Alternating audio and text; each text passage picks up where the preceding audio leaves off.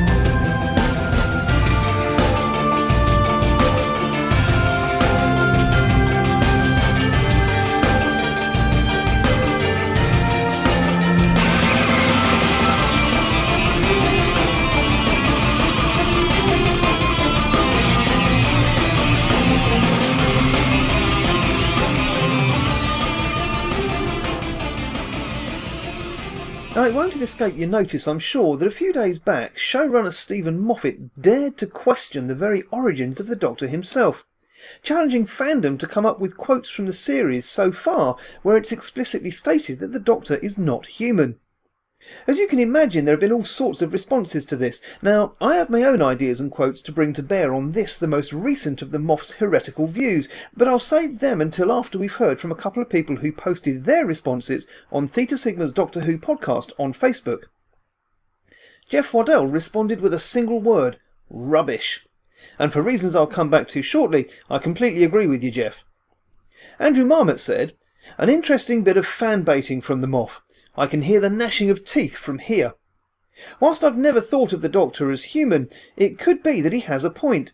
So before too many people shout abuse at him, those of you with DVDs and VHS copies of all the available stories need to start an almighty rewatch to either confirm or disprove his theory. Also remember the Moff is a fan as well, and he loves a bit of fan baiting. And so many people bite it's almost funny. Just because he's posing the question, it doesn't mean he's going to make it canon. Bearing in mind how close he plays his cards to his chest, by asking the question, he'll most probably never add it to the show. A fair and considered response as always, Andrew, and thanks for that. However, I have to say it didn't take me long to find a couple of quotes, one from Classic Who and the other from within the revived era of the show, to refute this potential heresy from the Moff. But before I get to those, let me ply you with numerous references from the classic era of the show, which is littered with implicit references to the Doctor's non-terrestrial origins. For example, the first Doctor says, Susan and I are cut off from our own planet.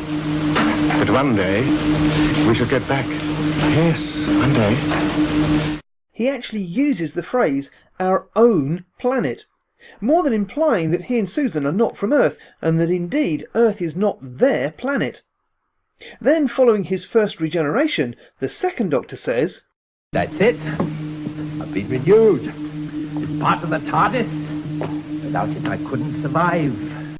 Now I don't know about you, Mr. Moffat, but I can't remember meeting any humans that have been renewed by means of a full bodily regeneration.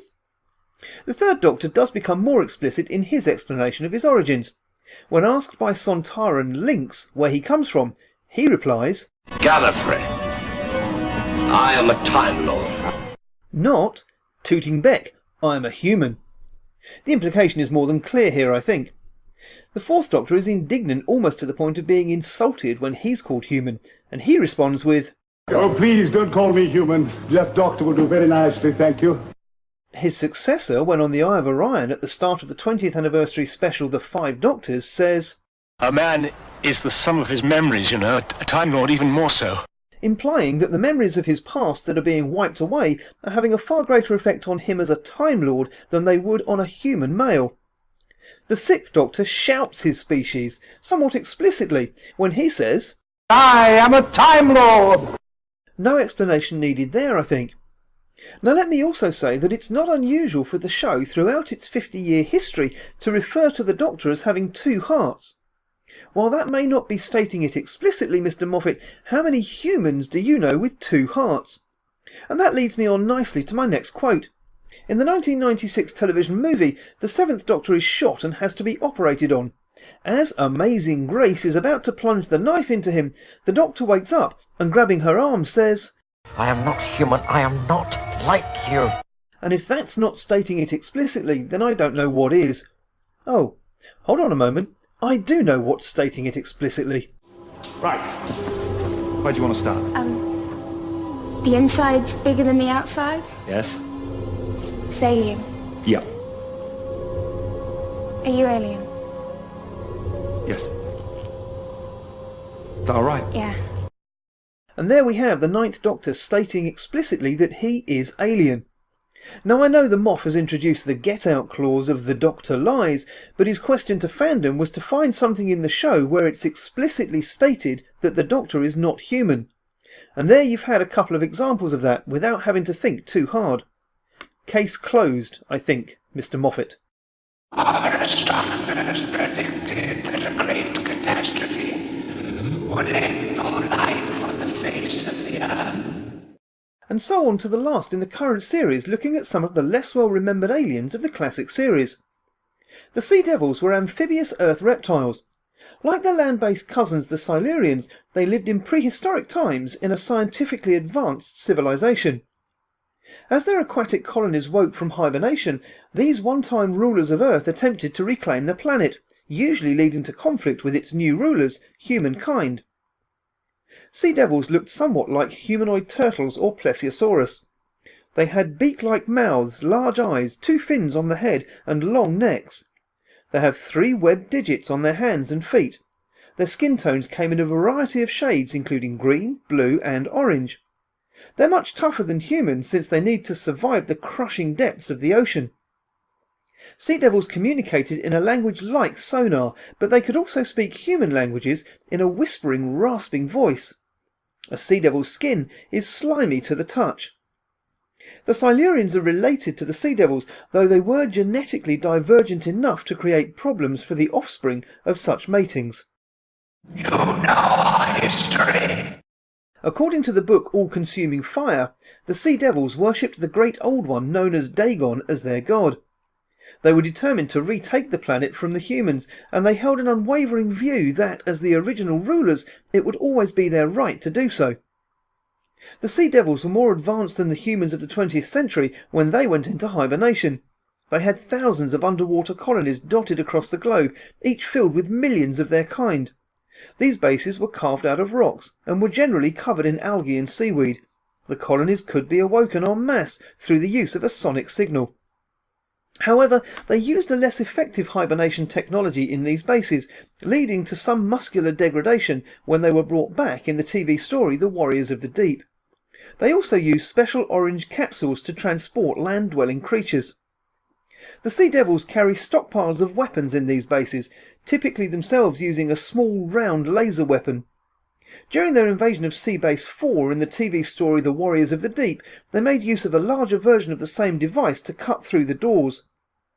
Common Sea Devils wore a blue gauze-like dress, while the elite soldiers in the 2084 invasion wore a thick black armour reminiscent of samurai armour. We shall destroy man and reclaim the planet.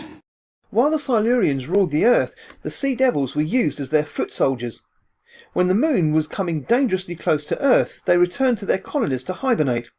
After millions of years, some of those colonies were awoken. In the TV story The Sea Devils, it is in fact the mid-20th century when a group of Sea Devils hibernating between the English Channel are awoken by the Master. He attempts to persuade them to reclaim the planet from the human race. Despite the Third Doctor's efforts to convince them otherwise, the Sea Devils decided to go to war with the humans. However, the Doctor destroys their base with a submarine. In comic strip City of Devils, Sarah Jane Smith and K9 visit Warren Martin's archaeological expedition in Egypt in 1983. There they discover an underground city of Silurians and Sea Devils. Sarah Jane opens diplomatic relations with them. On her return to England, she contacts the Brigadier, who wished to make amends for his previous mistakes. In the book The Silurian Gift, in the early 21st century, a colony of both Silurians and Sea Devils are discovered under the South Pole. After a corrupt businessman attempts to blackmail them into providing him with a unique energy source, they rebel, with the Sea Devils launching an attack. They were forced back into hibernation by the 11th Doctor, who collapsed the crevice leading to their colony afterwards. In TV story Warriors of the Deep, a colony of Sea Devils are awoken by the Silurians in the year 2084, and were sent as shock troops to invade Seabase 4. Though they were better prepared, they were eventually killed by the hexachromide gas used by the 5th Doctor. By the 26th century, the interspecies conflicts appeared to have come to an end. Silurians and Sea Devils have been accepted into Earth society, and according to the novel Love and War, the term Earth reptile was apparently popularised among the humans. Also around the 26th century, in the audio adventure The Poison Seas, a number of Sea Devils and humans have colonised the planet Chozan, which was being attacked by Calbraxian terrorists. The Earth Reptile Council asked the Braxiatel Collection for aid, and they sent Bernice Summerfield. She found the ocean planet held a sentient protein in the waters which had begun to affect the water-dwelling Sea Devils. The entities attempted to possess the Sea Devils and use them as an army against the humans, but faced difficulty in integrating themselves into the host's biology, which led to mutations. They took the Sea Devil Lernix as a host and tried to have him lower the security grid and infect all the Sea Devils for an army. However, Bernice evacuated the colony and detonated a bomb on Chozan, ending the threat. In the 30th century, the Earth reptiles were part of the Earth Empire and considered full members of that government as an Earth-born species, according to the book So Vile a Sin. And by the 101st century, the Earth reptiles were part of the Union. In comic strip The Forgotten, during the last Great Time War, a Sea Devil was imprisoned by an unknown force. There are many thousands of our people in hibernation in this base. We have other colonies hidden all around the world. We shall be the victors in the war against mankind. A couple of alternative histories have been explored in both book and comic strip form. In one alternative version of the 1990s, in the book Blood Heat, with the Doctor having died during the Wenley Moor incident, the Silurians ruled the Earth unchecked while the Sea Devils served them as underwater soldiers. In the comic strip Time and Time Again, we see an alternate timeline created by the Black Guardian, where the First Doctor never left Gallifrey and became Lord President. The Sea Devils and Silurians fight over the Earth, along with several species of alien invaders, but this timeline was destroyed when the 7th Doctor retrieves the key to time. Oh, goodbye, my dear chap. I must say I've had the time of my lives. And that's all for this week. As always, my thanks for listening. And if you have any thoughts on the Sea Devils or the Doctor being human, I'd love to hear from you, either at respectthething@hotmail.com or on Theta Sigma's Doctor Who podcast on Facebook. With no feedback on my comments last week about taking the show iTunes only, I've decided to experiment for a few weeks doing almost that. I will be posting the show to Theta Sigma's Doctor Who podcast on Facebook, but not directly to any other page. Of course, should any of you like to share the show from the Facebook page, that would be fantastic. Other than that, the only way you can get to the show will be through iTunes or YouTube. Let me know what you think. Next week, we take a look at Big Finish villain, The Eminence. The Eminence has appeared in several audio adventures, including Destroy the Infinite, The Seeds of War, Eyes of the Master, and Time's Horizon. So until then, my thanks again for listening. Where to now, Ace? Home. Home? The TARDIS. Yes, the TARDIS. There are worlds out there where the sky is burning, where the seas asleep and the rivers dream. People made of smoke and cities made of song. Some of there's danger, some of there's injustice, and somewhere else the tea's getting cold. Come on, Ace. We've got work to do.